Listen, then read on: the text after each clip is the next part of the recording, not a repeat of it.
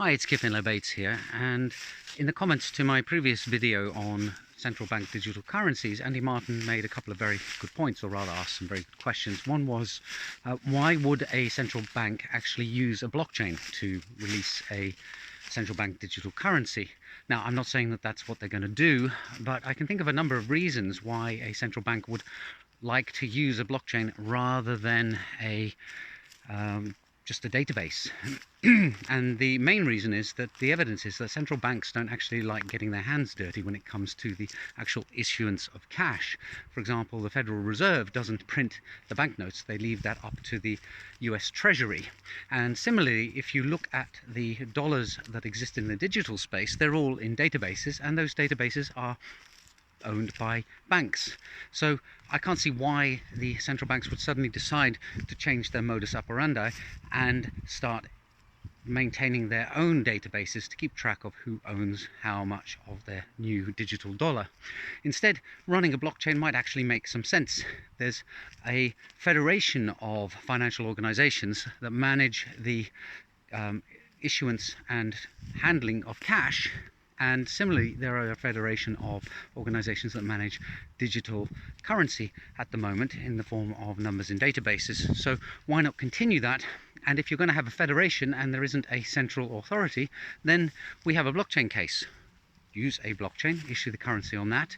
It does have some extra advantages, which is that the parties outside of the country issuing the currency are going to feel a bit more secure about having their reserves in a decentralized system rather than some central bank being able to add and subtract numbers at will. So it can also give more confidence in the persistence of the cash that they buy as reserves. So there are a number of different advantages to the central banks in issuing digital currency as a blockchain created token rather than relying on conventional centralized databases.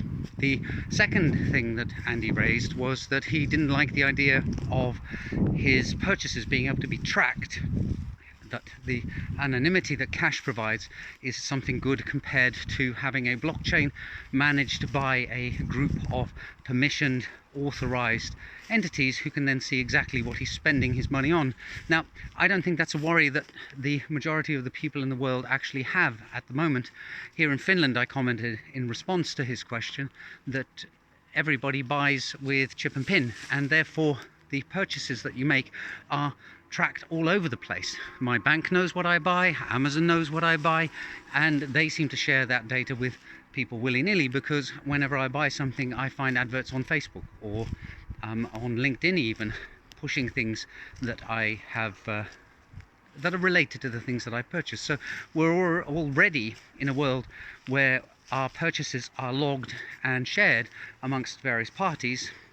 And when it comes to central bank digital currencies, yes, I don't think that the central bank is going to be particularly concerned about tracking exactly what I spend my money on, although Christine Lagarde from the European Central Bank did mention something about pizza and beer being a bad purchase and other things being good purchases. But generally speaking, I think they're not going to be drilling down on individuals. They're going to be more concerned about the trends in purchasing and trying to influence those. So yeah, I don't think it's a wonderful prospect, but I do think that at some point it is likely that central banks will issue digital currencies, and I think they're going to be, to a certain extent, decentralized. I can't see them running a Bitcoin-like system with proof of work and anybody being able to run a miner and participate in maintaining and extending the ledger. But I certainly think that a permissioned blockchain is something that they will seriously consider. Anyway, thanks for the questions, Andy. I think they were very good ones, and I think that there's a lot of stuff that really needs debating in this space. So I hope discussions continue, and I will be following them with interest. If you have any questions or opinions, do mention them in the comments below. I really appreciate the discussions we're having around this topic. It's certainly helping crystallize a number of things in my mind, and I'll see you all in the next video soon. Bye for now.